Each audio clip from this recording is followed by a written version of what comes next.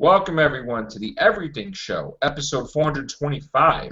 I am your host, Matrix Lord 212, and I'm with David. What's up, David? Hey, What's up, Mike D? Shit. Okay, so David's going to talk about some Civil War stuff. Take it away, David. alright guys, I think I figured out what Civil War is going to be about. So in an article I've read, normally I would have the article up, but because, I've had technical difficulties getting it up, we have no problem. I'm just going to have to recite it from memory. So apparently this is not about superhero registration, so take whatever you know about the comics and just toss it out the window right now, because we're not going to talk about that. Because most of the Avengers in the MCU are public figures, so we already know who they are. Everyone knows Steve Rogers is Captain America, everyone knows Tony Stark is Iron Man, and so on and so forth. We know all that. So apparently this is going to be about, gotten from someone from a piece of dialogue at the end credit scenes for Ant-Man. And I believe that they said Falcon mentioned something called the Accords. Now, and it's because of the Accords that they couldn't get Tony's help, Bucky, who was basically in the same scene with Falcon and Cap.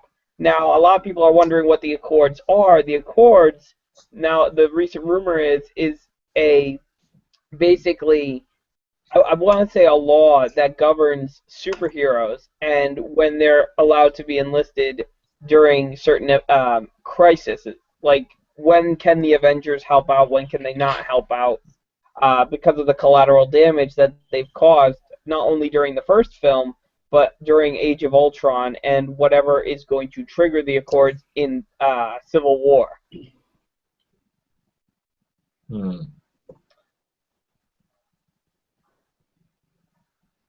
What do you guys think? Well, a fact that the government can tell the Avengers when to interfere and when not to interfere, it's like, I kind of wish that stuff was left out of the movies because, we had that in the comics, and it was always a bad idea to have the government, like, run the Avengers. Because, different things, they tried, one of the Congress people was evil or something, and they tried to, twist things, do things. I mean, in the comics, they enlisted criminals, like Thunderbolts and different things. I'm not really crazy about that as a plot. I mean, it's kind of lame to me that, like, that aspect. If it was a Superhero Registration Act, okay. But, first of all, I wouldn't think that the Avengers would want to be told when to go fight and when not to go fight and when to defend, when to not to defend. It's kind of like, politics and stupidity, and I really don't think that ever worked in the comics, which it didn't, and I don't think in the films it would make it. It kind of like puts a handcuff around the Marvel Universe because every single time something happens, is the government going to step in? Like, Spider-Man can never fight a villain in the city because of collateral damage. I mean, Ms. Marvel can't fight the Hulk. I mean, it's kind of stupid, actually. I mean, and it's kind of boring then again, and that's dumb. the point. But the thing is, you want to make a movie that makes billions of dollars, and they consider Age of Ultron a failure with $1,400,000,000, but yet the amount of property damage and stuff on the film, special effects, was phenomenal. So do you want to have a movie where superheroes talk to each other to death? Or do you want, I mean, how could you have a movie? No, that's not the point. No, but the point is, like, if you're going to have a movie where villains are going to fight the heroes, and if you can't show, like, things getting damaged, then it's going to be ridiculous. Every little thing, it's going to be the government gets involved in the movie, and I think that's stupid. The government's not going to get involved all the time. We don't even know if the Accords are going to pass through. This is the catalyst that sets Iron Man and Captain America against one another. Right. In all likelihood, the Accords probably won't go through because that stuff is not going to happen when Thanos steps into the picture in Infinity War. Right. Like, that's not, the Accords, the effect on the Marvel Universe it's that this whole point is who reports to who. It's That's that stupid. whether or not the Avengers need to be held accountable for the damage they've caused. Similar in respects to what DC is trying to do with Batman versus Superman, with the government trying to, like, basically questioning Superman over whether or not his actions during Man of Steel were justified. Even though he saved the planet, thousands of people died during that battle, Well, that's the and whole a point. I lot mean, of the with people are Superman blaming Superman. and there was Superman movies, he always saved everybody. But in this movie, everybody died like crazy, and it was like, oh, it wasn't even a care in the world. Oh, yeah, all those people died.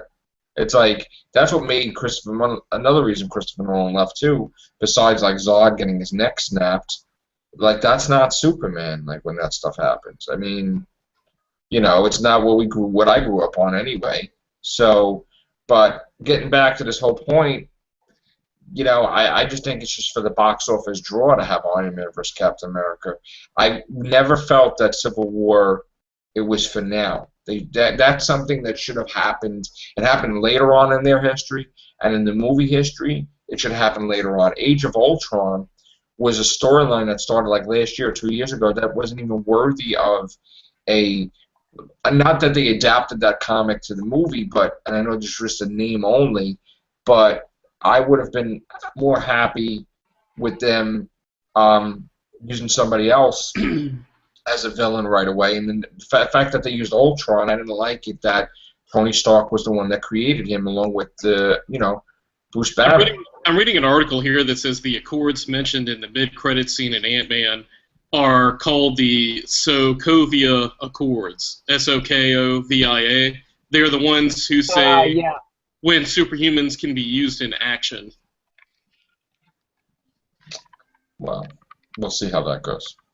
That makes sense because of what happened at the end of Age of Ultron. So for those of you who haven't seen it, Sokovia was the home of Scarlet Witch and Quicksilver, and during the events of Age of Ultron, basically, to put it bluntly, Ultron rigged Sokovia to fly into the air and then plummet back down in order to cause mass extinction across the Earth. And Iron Man and Thor were able to destroy what was left of Sokovia before that happened. So obviously, there was less collateral damage in terms of human lives lost in Age of Ultron, but the fact remains that it was devastating to say the least. And from an outsider's perspective, it's pretty obvious that the government would have to step in. All the world's governments would have to step in to regulate when the Avengers can do something, given that the Avengers really don't answer to... If they didn't get involved, people would be dead. Like, Ultron lifted the thing. So, like, if they weren't there, he'd smash the thing. The Avengers... People. Ultron lifted the island. Right? Yeah, Ultron came directly as a result from the Avengers. That is no secret. So, that Ultron was a direct result. This is like nonsense, because if the Avengers weren't around, Ultron would still destroy everybody and take over. So, I understand that the Avengers were there, but, like, if they weren't there, he would do the same thing.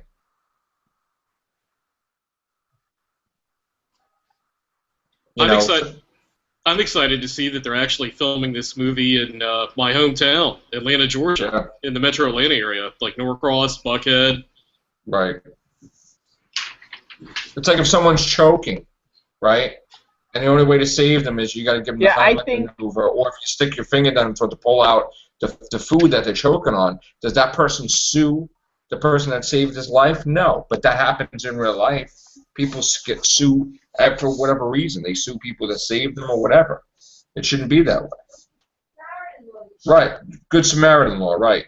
But I think now let's look at this as a, like, from a real world perspective. Obviously, let's look at it from a real world mindset. I mean, Mike, if you knew, this is for Mike D, if you knew that there were these people with these abilities, running around unchecked all over the earth, causing untold damage. Yes, they were saving lives, but at the end of the day, there has been more destruction because of it. How would you feel about it? How would I feel, or what decision would I make that is the more intelligent decision? Yeah, would you be surprised? Yeah. How would you, like, what action do you think should be taken? Do you think that they should be left alone? No.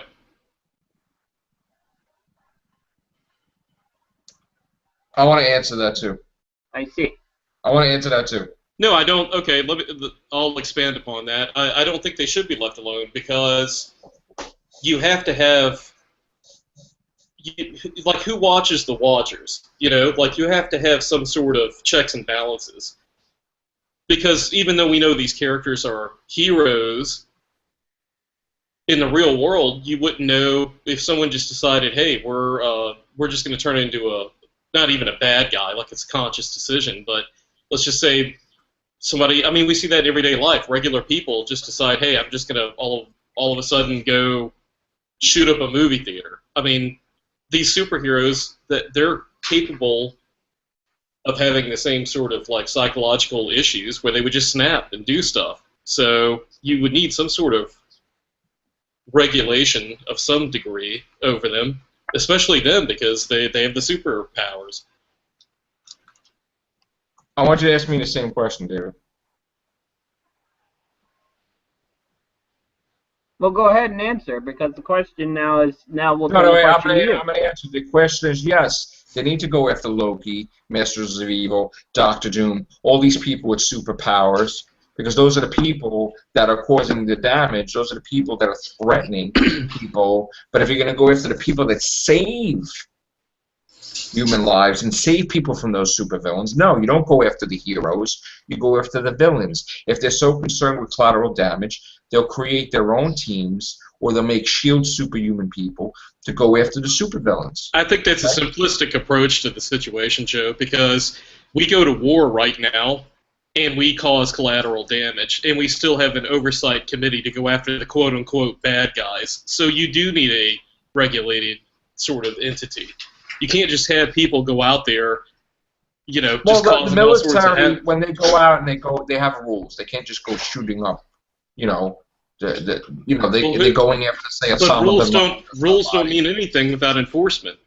That's the problem. Right. Like, you can say they got rules. I mean, superheroes have a code of ethics. That doesn't mean that if they decide, well, conveniently, we're just going to overlook that for the time being right now. You know, you do. Well, aren't they already? They have Captain America, and they say, hey, you can't do this because he works for the SHIELD. Captain America, Agent SHIELD. Actually, after the events of the Winter Soldier, when SHIELD was dissolved, technically SHIELD had oversaw what the Avengers were doing, but after SHIELD. Winter Soldier, So bring back SHIELD. SHIELD is gone. We'll bring him back. SHIELD is gone. After the events of the Winter Soldier, no one trusts SHIELD. No one trusts SHIELD. There's Hydra. Recreate them. So which side is Captain America Yes. on? Which side is Iron Man on? Explain that to me. Iron Man supports the government's decision to regulate superhuman activity, basically because I think he's trying to own up responsibility for what he caused in Age of Ultron. Because ultimately, what happened was his failure. Yeah, Well, that was stupidity. Yeah, it's stupidity, right. Well, Stark's a genius and has proven himself to be, I think, the better thinker between he and Captain America. I think Captain America is more just an overgrown Boy Scout. Right. So I agree with it. Yeah, but you know where it makes no sense? He was against the United States government from taking control of the Iron Man armor or taking it, and he fought them because he didn't want them. He didn't want them to control. And what he does is Iron Man, but he wants to be the one because he messed up to decide. No, it wasn't about.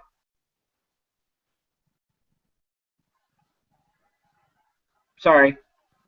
Well, that was his intellectual property, though, as well. I mean, the military, the government's always going to want to move in whenever there's like some new form of technology that they feel like they could benefit from. And he won. They had no say. Okay. But now he wants to do that to other people. No, but that Iron Man technology, that's a suit of armor. That's different than like somebody like the Hulk or somebody that I mean Tony Stark can be separate from Iron Man. Captain Right. America can. The Hulk can't. Captain America, it doesn't have like Thor powers. I mean, he has a shield that's made by the government. I mean, and he was built by the government with the super soldier serum. So Well, but look at it like this. After Winter Soldier, Captain America, basically, the Avengers are a separate entity. They don't belong to anyone. They don't report to anyone. which is the way it should Essentially, be. they're their own. They're their own. And not only does the U.S. government fear that, everyone's afraid of that Well, they because need to have a leader for the Avengers that, like in the comics, where they're understanding of all these things, and it's the question of who would be the leader of the Avengers Well, to do that.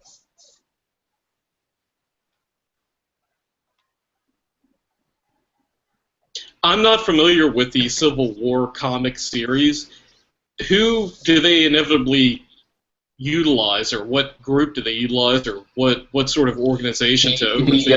The Civil War comic started because the New Warriors were doing a reality show, a superhero team, and children got killed because they fought this villain that blew up the school, the preschool, and then all these kids died, and that made Tony Stark feel that he needs to use his intelligence as well as his, brute strength with the armor and everything to be responsible to put forth a superhero registration act where they wouldn't be able to just go around using their powers like foolishly, like stupid teenagers, whatever, and then cause the death of like children.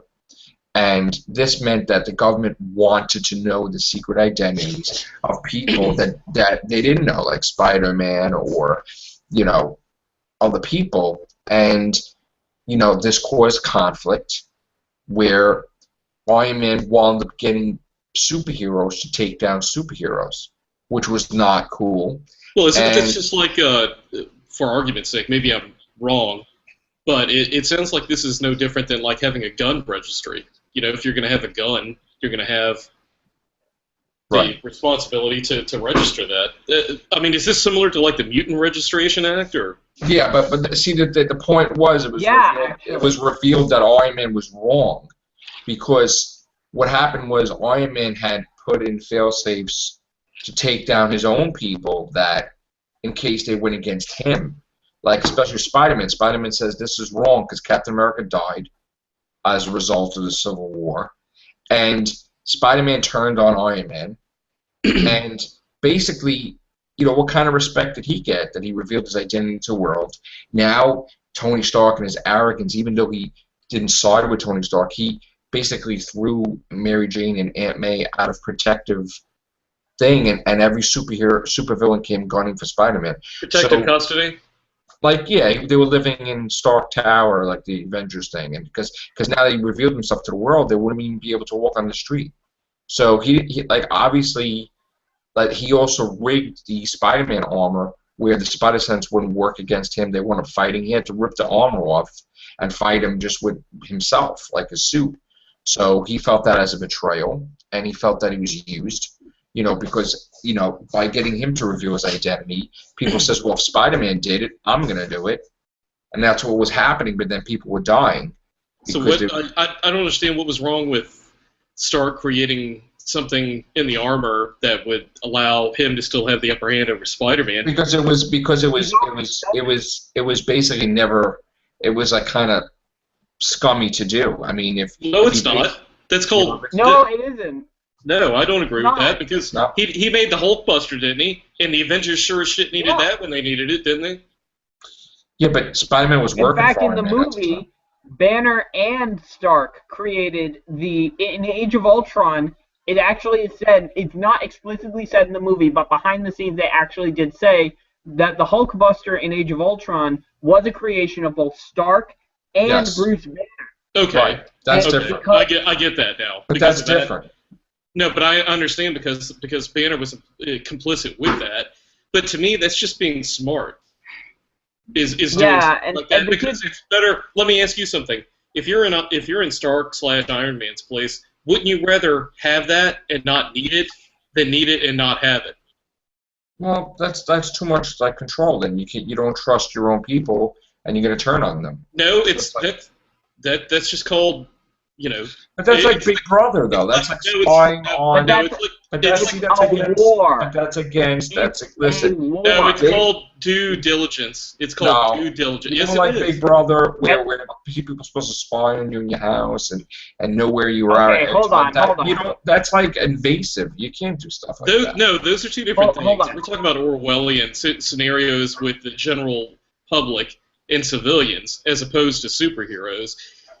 Like if you're a fellow superhero and I know that we came into contact or whatever, if I was Iron Man, I wouldn't see a problem with making an armor because who knows? Who's to say that an alien presence doesn't come to Earth and takes over your mind as my friend, a fellow hero that's a friend of mine, like Spider-Man, and makes you turn against the other good Well, superheroes to that try to already protect. happened, and they're too stupid, the Avengers, to figure that out when So so Iron typical Man Spider-Man. so Iron Man goes, hey, why not just have it there in case you need it?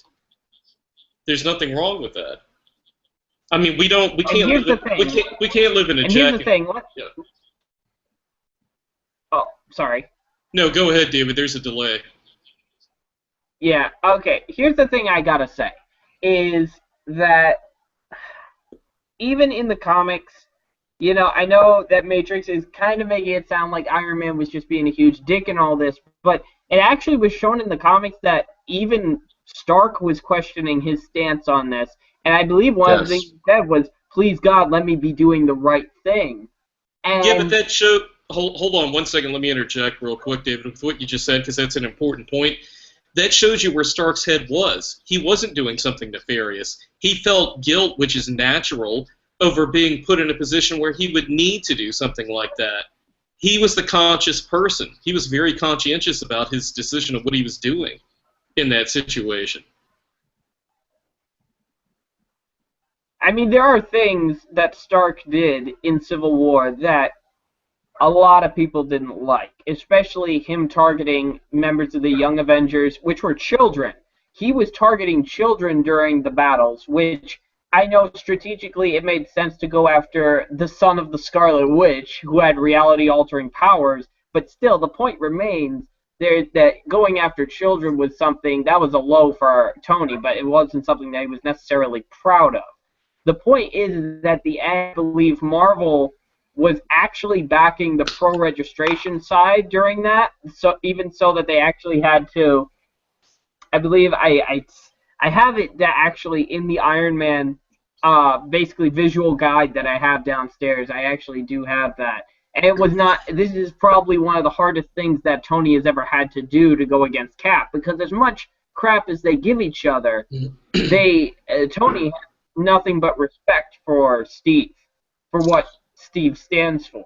I do need to say, by the way, that I haven't read the series like you two have. There could very easily be something, if I were aware of, that you two are aware of, that would change my mind about that completely. Because I don't know all the nuances about what exactly Stark did, what Parker did, Right. to Well, the what whole thing extent is, that. I do know before Civil War, and I do know that Captain America and Iron Man did fight before Civil War, way before, on a few occasions. Oh, yeah. And Iron Man won because he disabled, there was one time Iron Man won because he just paralyzed Cap with whatever technology thing he had. But, so it was always like this thing, which they captured in the first Avengers. They had this little, they respected each other, they were friends, but there was always this, that they could come to blows with things. Well, here's the thing: the event, Mike, that Joe is talking about was during the Armor Wars, which was an event when Stark's technology was stolen, and basically it was given all around the globe. So all of a sudden, these people have access to the Iron Man technology and are making their own weapons. And even Shield had these to make the Guardsman armors. Now, even though Shield was an ally, Stark never trusted anyone except himself with his technology. And even then, and that's when, like, Captain America was forced to go up against him. And I mean, that is a point of contention that was brought up way back even in the 90s, because I actually have the Revenge of the Mandarin storyline in a hardcover, and there was a point where they were actually, it was a very heated topic that Steve and Tony were arguing about, was that he felt, I guess they were arguing about something else, about when he, like, wiped everyone's minds so no one knew that Tony Stark was Iron Man, and then when he revealed it to Steve, Steve was actually pretty pissed, and he was like, I thought this Tony Stark was over, the man who made the selfish decisions, like, during the Armor Wars. And so, obviously, yeah, those kind of shady things Steve's not a fan of, but when they're fighting together, usually you can't find two people that don't hold each other's backs anymore. Well, Steve's from a different point in time, a different era also, where people were a lot more, they wore their honesty a lot more on their sleeve, so to speak, than the modern age. I mean, like, you know, there wasn't, like, as much pervasive duplicitous in the average person. Right. So he's a little bit, like, in other words, I guess it's a fancy way of saying the guy's a bit naive. Right. Yeah. I have my own personal gripe against the storyline, only because, you know, I am a massive fan of Marvel Comics in general, and I've got, at one point in time, every comic that was out every freaking week. But, of course, the top comic of Marvel is Spider-Man, and I did feel that Civil War was responsible for destroying Spider-Man, because a lot of crap came from that by him revealing his identity to the world, and it kind of ruined the comic for a while. So I am pissed that I kind of wish that storyline in some cases never happened. But that being said, I just hope that this movie will be enjoyable and it will make sense, and, you know, there's going to be a good reason for them to fight each other. I don't want it to be just, you know, them to fight and the reasoning behind it is just not explained properly. Sort of like when Thor went in the friggin' puddle, and that was never really explained. Well, here's the a thing. vision of Idris Elba, and I'm like, okay.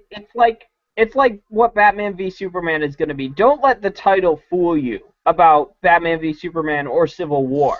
There will be conflict in it between these heroes, but at the end of the day, there is always going to be a villain that's going to unite them again, which in Civil War's case will be Baron Zemo and the remnants of Hydra. Now, Hydra already has access to the Yellow Jacket particles from the end of Ant-Man, so that gives them an actual edge as far as having a superhuman army that they're going to need to deal with. So I have no doubt that probably near the end, we're probably going to have to see them go against this. The ramifications of this war against Hydra is definitely going to ramp up near the end of Civil War. Whether or not that includes well, spoilers for anyone who hasn't read the comics, the supposed assassination of Captain America. Well, if he does get killed, he's going to be pulled back for the Infinity War, because he's signed for both movies. So.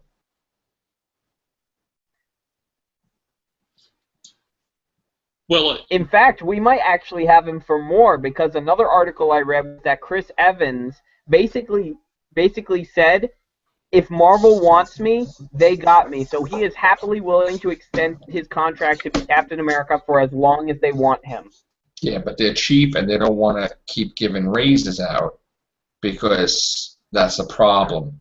Well, so if they're pulling in like $1 billion for like these movies, then they considered Age of Ultron a failure, which is stupid because it made $1,400,000,000. So you can't call it a failure by any means, just because it didn't make $2 billion like you thought it was going to make.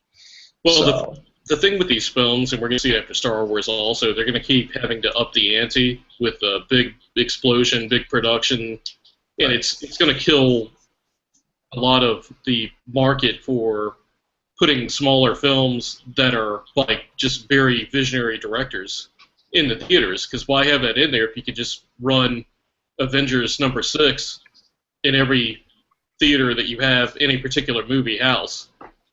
Right. I do feel that there will be a time when the superhero trend dies down, like Spielberg said. Yeah, I was thinking of that. That is going to happen. I mean, I'm not going to say that the Fantastic Four was the first sign of it, because no matter what, that movie sucked anyway. But there will be a movie, could be with DC, could be with Marvel, that starts it, that they'll expect it to make so much money and it will just totally bomb flat. And it's going to happen very soon, within the next couple of years. I don't think it's going to be like Phase 4, Phase 5, Phase 6.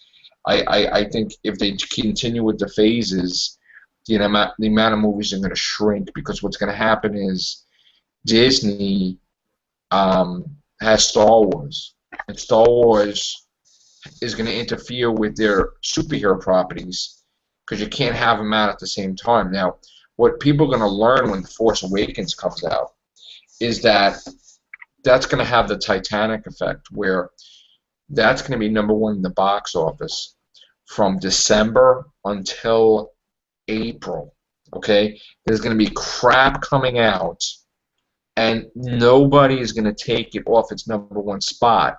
Okay? So basically, Star Wars is going to defeat Star Wars. Okay? When Rogue One comes out, that's when episode 7 is going to drop, because I really feel that everything that, and they're going to learn something from this, because everything that comes out when Star Wars, like, even if it's a month after, it's going to stay there. It's going to stay at #1 from December till April, May. I'm telling you. Well, brand recognition is all well and good for your opening weekend, but we have to be open to the fact that if this film does not have a good story, and these people and the fans, the Twitter effect, man, that can kill a movie. That's not killing Star Wars. Star Wars is basically... Let me finish. My point is that if the film is terrible, and we're like, look, we have to be realistic here. J.J. Abrams, look, all the signs are pointing that The Force Awakens will be, which probably one of the best Star Wars films that has come out. Even John Williams himself, the composer, has said that this has the potential to be the best Star Wars film that has ever been released. And that is some pretty big expectations to put onto a film, especially after The Empire Strikes Back, which a lot of people feel is the best of the trilogy. There's one thing that's going to kill it. There's one thing that's going to kill it. My point is that if the story isn't good, which, now let me just clarify here that I am actually really excited for this. I fully expect it to succeed, but I'm trying to be a realist here and look at it from both perspectives. If the story isn't good, if the characters aren't likable, if we have another episode 1 on our hands, this could be, it'll pull in a profit, no doubt, but it won't be well liked by fans. The word's going to spread like wildfire, and it will hurt the film. I don't think that... I'm just trying to be a realist here. Right. I know, Joe. I know that it's probably going to succeed. I am 95% certain that this movie is going to blow our minds. And I really hope it does. The only problem I see is I think the story's great. I don't know. I'm going to assume that the story's great, all this stuff. There's one unknown factor that will affect the profitability of this film. If this movie is too short, they're done. If this movie, you go in there and it's like you think, you got all this stuff going on, you think this is great, and the movie's like an hour and 10 minutes or 20 minutes, like a very hour and a half, people are expecting this to be, all right, 2 hours or whatever, if the movie's too short, they're not going to be happy with that. Hold on, let me look it up. There was a rumor that this movie may be short in length. Okay? I'm looking it up right now. Like blink of an eye, it's over already. And I got to tell you, that's the only thing I'm worried about. Because I feel... you don't need to worry. J.J. Abrams has revealed that the rough cut, the estimated runtime for The Force Awakens, is 124 minutes, so about 2 hours and 40 minutes. It's 124 minutes, you said? That is from the director's mouth. That's 2 hours and 4 minutes. So, and he said that's a rough runtime, and I would assume that it's gonna be around that mark, because probably when he said this, like they were probably finished in editing the film. So they probably had just finished editing or making some minor tweaks to it. So I don't doubt that the film will probably be about 2 hours long. Okay. I'll be okay with that. I'm not, yeah. And really, yeah, I mean, if you get an hour, it needs to be near 2 hours, because I think, as Fantastic Four has shown, you can't do a film this big. That was too long, first of all, and that was crap anyway. Yeah. I mean, the thing is, yeah, there are certain stories that you can't tell in that short a time span. First of all, with the Fantastic Four, spent way too long that they didn't have their powers. You can't, they should have just got that thing out of the way in the first 15 minutes of the movie and then just do the story with the powers. Because everybody was like, oh, come on already. That's just, you don't do, the last 5 minutes. That's, enough already. So, that's the mistake they did. I mean, I don't see where they spent $200 million, but okay.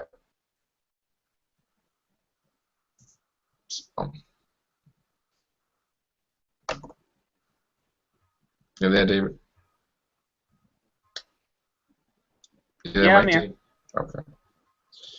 And speaking of that, while we have a moment, I'm going to look at the box office numbers for Fantastic Four and see, if this is truly it. They had to have made at least about $2,000 by now, right? Well, they made $146 million. $146,820,768, which still sucks because it only made $53 million domestically, and foreign sales is where it made $93,500,000. But the budget was $200 million. So you're already on week 3. You're done. I mean, you failed. You did not make back your budget, but they're giving it a sequel. So that's just pure stupidity. On the other hand, and I keep saying this every day because I'm very interested in Ant-Man numbers, Ant-Man is getting close to Captain America numbers. And we won't have the full details until Tuesday. But I feel it will be Captain America, not by much, next week. So that should have a sequel. What else were we going to look up? Oh, Terminator. Terminator's doing phenomenal still in China. $100 million in a week. Yeah. It's at 409,544,703 worldwide. So we should get an announcement any day that they're going to start filming the next one. I'm hoping. So that's a success. Overseas, man, helps. It helps Pacific Rim. I mean, they're getting a sequel. So overseas makes a big difference. Okay, I got one last thing to talk about, and it's the only thing I've got left. Did you see the Arrow Season 4 trailer? No, I didn't. So we're gonna have to do that another time. All right. But I am gonna share with you the Batmobile. If you could see that. Okay. I'm actually gonna lock it on my screen so you can see it. That car looks amazing. It looks does. sleek too. And I'm gonna screen share all the images. Do you notice how he's got the Superman's finally got the curl on his forehead, the little hair curl? Yep, that's cool.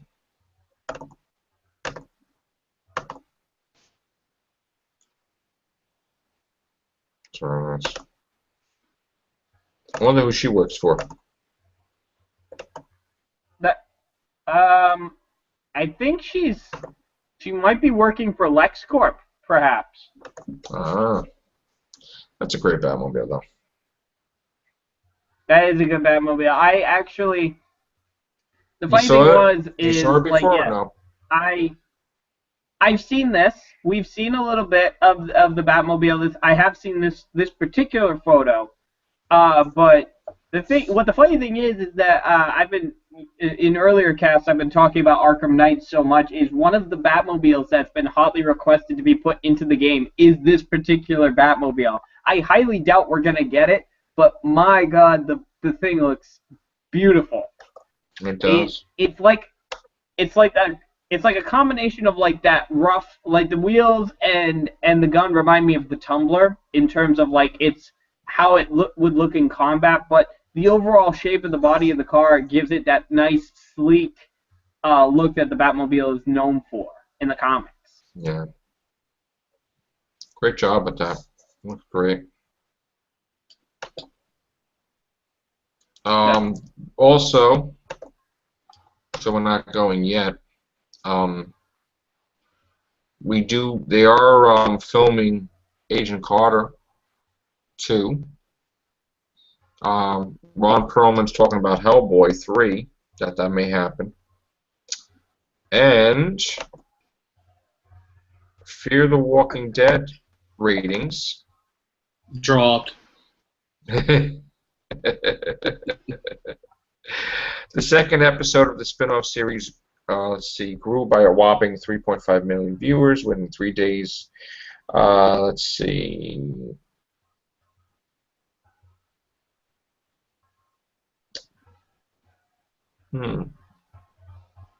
It says it grew by a whopping 3.5 million. I mean, the opening thing was 11.7 million.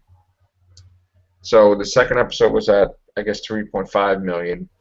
But it's going to drop even further, I think. I think it's going to drop way further. But unfortunately, they already paid for season 2. So, you know, we're stuck with it. Fear the Walking Dead.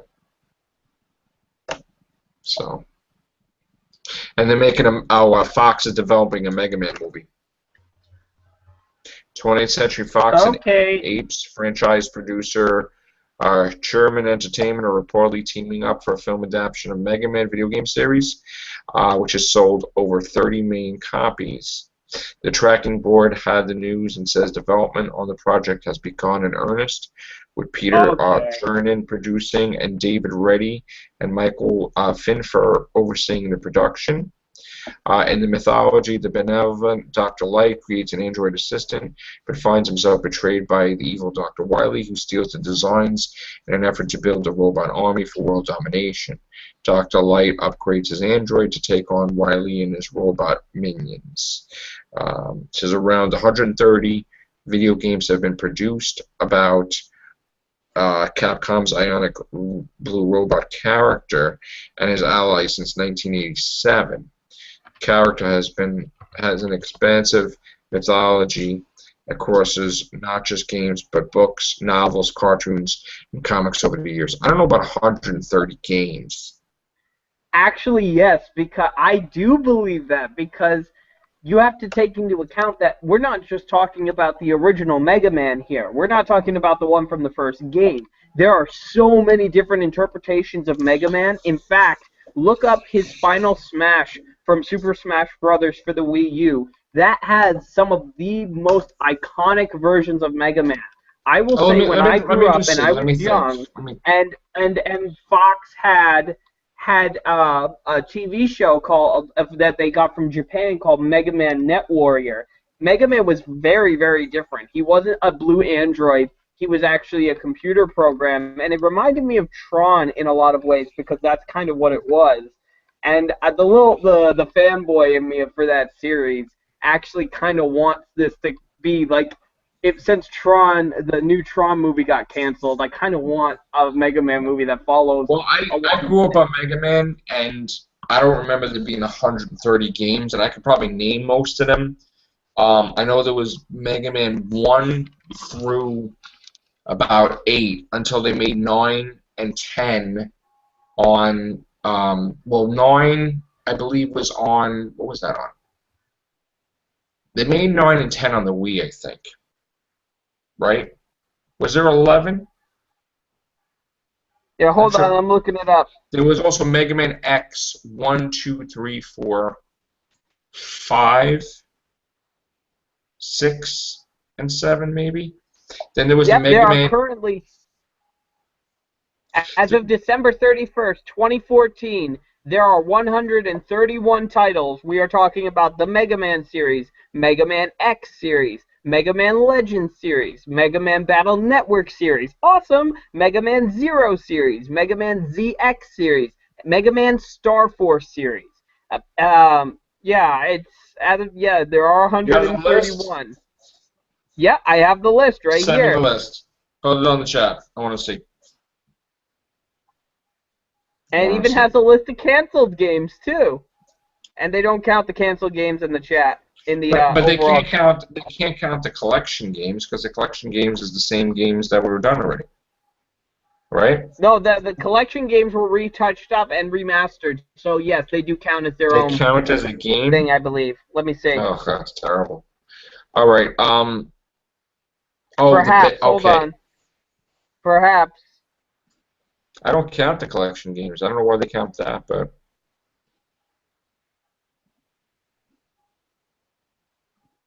The Anniversary Collection was just 1 through 8, and you shouldn't count that. And then okay. Oh, I got you. The Game Boy versions. I got you. Okay. Pinball. Yeah, Battle Network.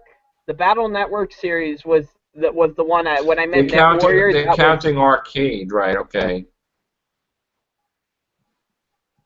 When I was talking about the Net Warrior, that is also known as Battle Network, and that was mostly that actually I believe was their largest series. Let me count how many. 1, 2, 3, 4. So they count the Japanese game separate as the American game. Oh, there's a Mega Man mobile games? Where was that? 21 games based on Battle Network. And no, they put together everything, whether it's American made, whether it was released for America or Japan. I gotcha. Because Capcom makes the games, but it ends up deciding where is the game distributed, where is the market the biggest for Mega Man. Right. What made the most money? Do you know? I don't know. Let me see. The most money. Oh, X. Street Fighter X. What, X-Men? Mega Man? Street Fighter X versus Mega Man? I never. Hold on, I'm looking right now. Well, it's saying that the. Okay. Mega Man 2, since 1988, has sold over 1.5 million copies worldwide. The game is the highest selling in the Mega Man series and Capcom's 30th highest selling title. Wow. Alright. Cool. Go Mega So, Man. Please do. yeah, Now, I well, mean, you know what though?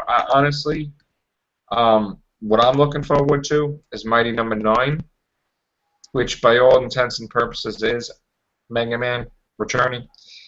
But they can't say that, but it is. So I'm waiting for that game, Mighty Number 9. That might get me back into gaming full time. So that or Final Fantasy VII, which is coming too. Mike's being quiet. Yeah, he's not in the games, right? Yeah, I'm not into games. I know.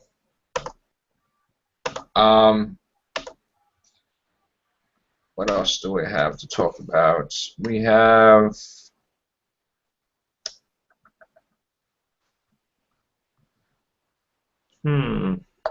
Actually, I was reading a post that someone had put up about the situation going on in Kentucky with Clerk of Court Wendy Davis and that whole debacle. Oh yeah, that's a topic one right there. No, it is. I mean, we should do one about that. There's a lot that needs to be said about that because I know that, for example, without going into like the whole thing here, I do know, just to give you a little bit of a taste of this, that Joe and I are on differing sides of the theology fence, if you will, but I believe from what Joe and I have talked about that he and I are actually in agreement about what it comes down to in the matter of this Kim Davis lady. Absolutely, we're united in that front because we can't let society crumble because we're interfering with certain beliefs. I mean, she took an oath to give out marriage licenses, and she knew that it was coming where they were going to allow gay marriage. So, still she took an oath. That's her job. She's got to give the licenses. First of all, she shouldn't give a crap, okay, because it's somebody else's happiness, right? And if it's none of her damn business, nobody goes into her personal life and said, why did you cheat on husband number 1 with husband number 3? And why were you pregnant with husband number 2's baby when you married her husband number 1? It was husband number 3's baby she was pregnant with while she was still married to husband number 1, just to be factually correct for everybody. Right. But still, the whole point is, if you're so believing in God, you're not going to cheat on your husband and break that sacrament. You're not going to break that rule. One of the commandments. I mean, you're not going to cheat on your husband, and she cheated many times. So there are a lot of people out there, in fairness, regardless, not labeling like all people affiliated with one religion as all following the same sort of beliefs, but it's like that does really reek of hypocrisy because you can't just be a cafeteria Christian in her instance and decide what edicts and proclamations from your religion that you're going to totally throw out the window and then follow other ones. Right. I don't want to live in a society where people are putting their own personal nonsense ahead of their jobs or whatever, and people are starting to judge and do stupid things, breaking the law. They're not allowed to break the law. Okay? I don't care. I'm not allowed to break the law. I believe in God, okay? But you were hired to do one job, okay? If it was going to interfere with your religious belief, then you shouldn't have become that position to give out licenses, okay? You don't hold the court hostage or hold everything hostage where the whole town can't get married because you're an idiot, okay? Do your job or get removed from your job, okay? You want to believe in God, go to church, whatever, but your job, you're not working for the church. Why don't you go work for the church then, if you want to be completely with that rule, okay? But don't go in a job and try to change the whole system for the whole world, the whole America, okay? Like you're some symbol yourself, okay? And people are donating money to get her out of jail and all that. No, you believe in God, then donate money for the homeless people and feed them and get them off the streets and take a stand for that and leave her in prison. Okay? She's a nut job. She's not more important than the judges. She's not more important than the President of the United States, the lawmakers that spent friggin' weeks and months and years to get these laws passed, that everybody put time and effort into these laws to make our country safe and different things. You can't violate the law. Okay, you can't break the law, and you can't try to make everybody break the law. Okay, do your job, and if you can't do your job, you're fired. You're removed. I don't care if you got a term till you're impeached, whatever. Do your job, and that's it. Okay? Every single time somebody gets an itch, they're going to go against a judge or go against a law or something? No. This is how society crumbles. My society is not going to crumble. Stay in prison forever or make the decision to give out the license and shut up.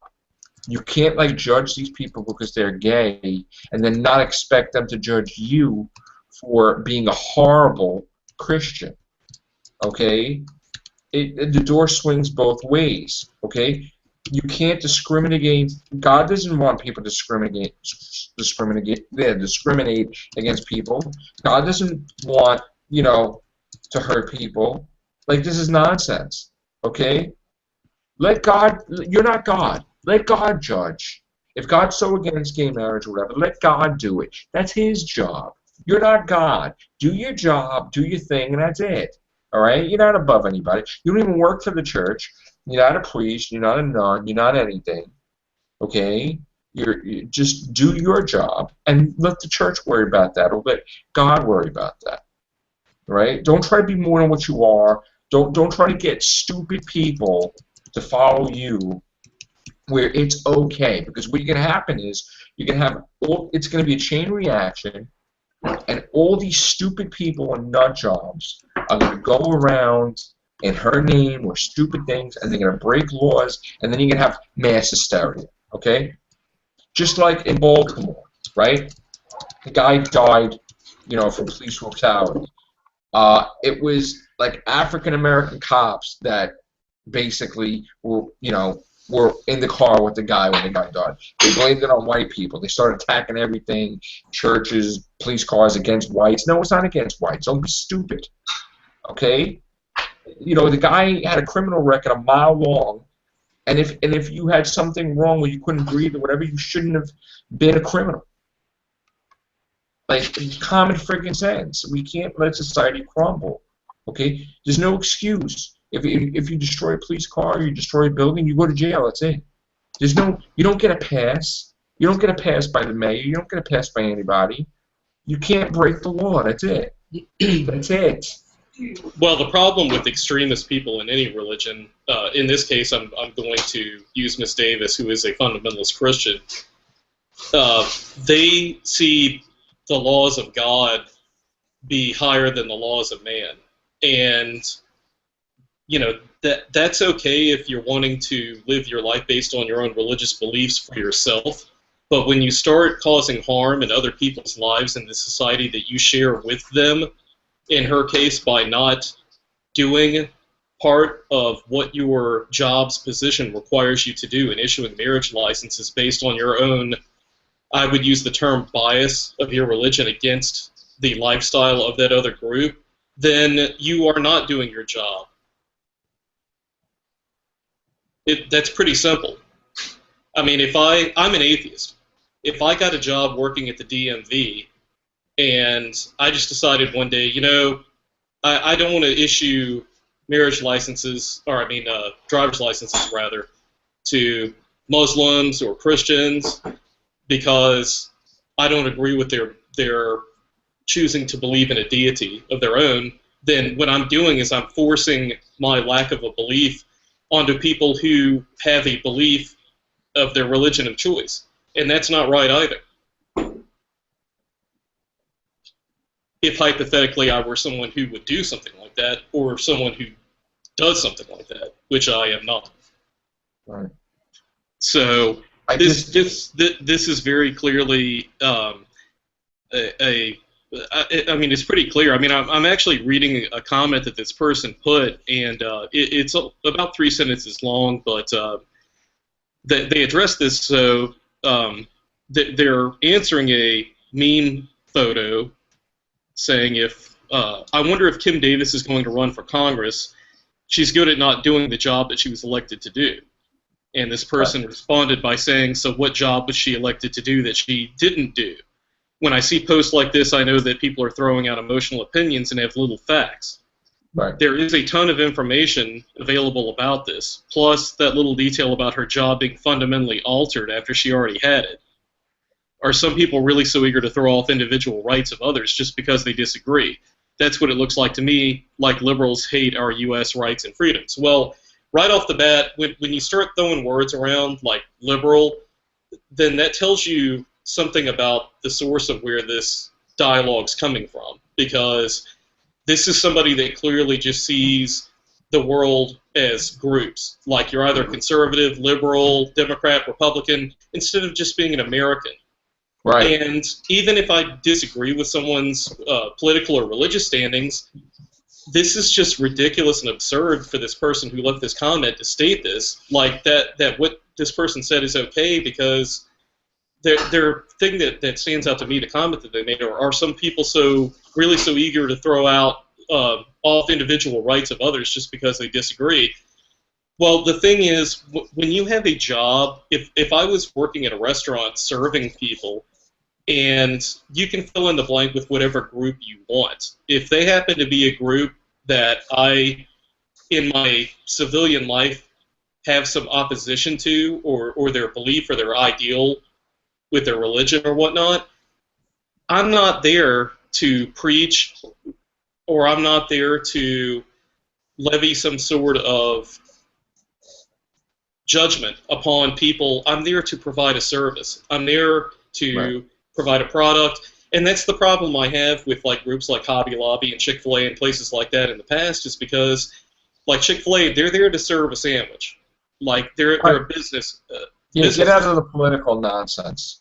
Yeah, Seriously. and I understand that that people have very strong beliefs about things, but the problem is they need to respect the fact that other people do not. Right. And when you're claiming that people are eager to throw off individual rights of others because they disagree with them, the reason this woman, a lot of people don't understand this about the situation, they had the ability, the judges, they had the ability, and these were the same judges, by the way, that basically told her, you need to do your job. That's what the law is right now. You need to respect. The law is recognizing that same-sex couples can be married, can be issued marriage licenses.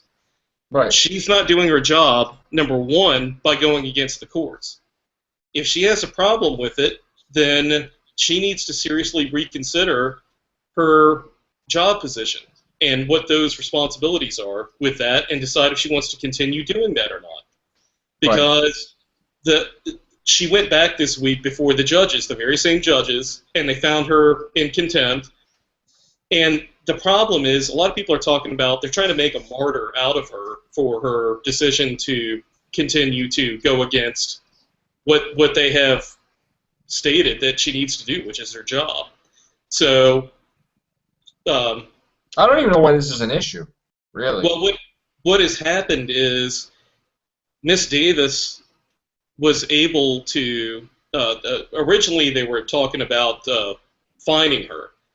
And the problem that a lot of people don't realize about the situation is there are enough people out there on the fringe that are supporters of hers to the degree that they would actually cover her costs of her fine. Right. So thus what she would do was continue doing the same thing, denying the marriage licenses, and it would create a big problem, and it would continue to perpetuate the whole issue, the whole problem, and it would keep getting worse and worse and worse, because there's no responsibility she has to take at that point. So that's why they decided to take her into custody and jail her, because, you know, this is something where if she's going to have the position she has, and that is affecting other people, and that's her job. She's working there at the courthouse for the public. And if part of your job is going against the public that you're there serving, because of whatever beliefs you may have, I mean, that's so stupid. That's like me, you know, like that's as trivial as me deciding like I don't like Doctor Who, and there's somebody who watches Doctor Who, and I go, oh, well, these people, this person's stupid, so I'm not going to do X because of whatever their predisposition is. People been taking a stand lately. They have these people that work in the fast food things. They don't want to serve police. They don't want to do, like, that's not your job. Like, just serve everybody that comes in that door. You don't work for the company. You're not like the head of the company. You can't make the decision. Like, she's got to give out licenses. So now she's the only one in this town or this area that can give out marriage licenses. They can't fire her from her position. Like, do we know anything about that, Mike D? I mean, could she be removed? I mean, what's the deal here? Well, from what I understand, her tenure in that position is supposed to be up as of 2018. But if she's not doing a good job, would she would be fired or taken away or what? I'm not sure, like, the procedures for, like, removing someone in that particular position. So I don't know. I'm not going to comment on that because but she can't be the only. Isn't it? She have people working for her. That I mean, she's not the only one person giving out the license. Doesn't she have like a whole team? Well, yeah. From what I understand, there are 6 clerks of court there at that courthouse, and all but 2 of them have agreed to do their job. One of them being Miss Davis, and one of them being Miss Davis's son. Okay. But all the other ones are doing the job. Yes, I'm not sure. I read that in the information that was released about what was going on with the situation, but they were the only 2 that were showing opposition to it. Well, why didn't he go to jail though? I don't know to what degree he basically I believe that she's probably like the main clerk of the court there. Right. And there are 6 of them, so basically the heat's fallen on her. And I don't like the labels too. Like if you are in the belief that she should stay in prison, don't label those people like they don't believe in God and all this other stuff. Like don't attack those people because they don't agree with you. She's got a job to do, man. I believe in God, right? But like what she's doing, I don't believe what she's doing. I don't believe that she should have the right to change the laws and make her own thing up. Yeah. Like that's not. Nobody has that right to do that. This is a big problem that I point out when I'm talking to a lot of people, like in friendly debates or formal debates. And I don't want to make enemies with people either. Don't get me wrong. Yeah. There's some people that are not going to agree with me, and that's fine. That doesn't mean I'm going to break up a friendship with people, but. People could be a Democrat or Republican. That shouldn't change a friendship. But hopefully that stays the same. But I just don't. I'm very strongly about this issue. I mean, you can't. If you allow her to break the law, then the country falls into chaos. Because then you're allowing this one to break the law, this one to break the law. This one believes in this. This one believes in that. You can't do that. Well, and this is one of the things that I bring up often, as I was saying, that when people ask. Like, what problem do you have with organized religion and what people believe? Because things like this do affect. This is one example of many where someone's belief, particular religious standings, if they're extreme, they do affect other people. Very clearly, this person has affected other people's lives who don't subscribe to that religion. Well, I'm sure if she was a Muslim. These people would be probably the large contingent of her supporters would be saying that she deserves to be thrown behind bars. She's persecuting Christians, but it's okay if it's their religion that's the one that's being affected somehow or involved in the equation. That's a big problem with that. Is that whenever people talk about religion, they're really just talking about their religion. Not people's right to practice their religion in their own personal lives across the board. I want to get David's reaction. I know David's silent unless he doesn't want to react.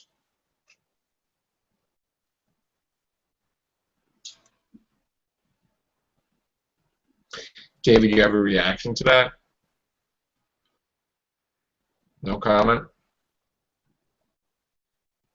Okay. That's fine. If we go from talking about comic book Civil War to like real life stuff, that's all right.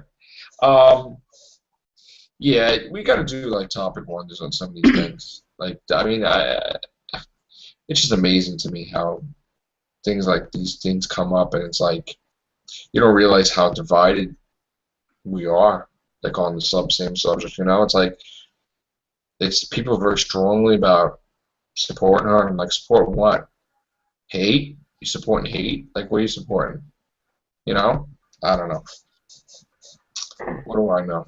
But other than that, what do you think, Mike D? You think we're done here?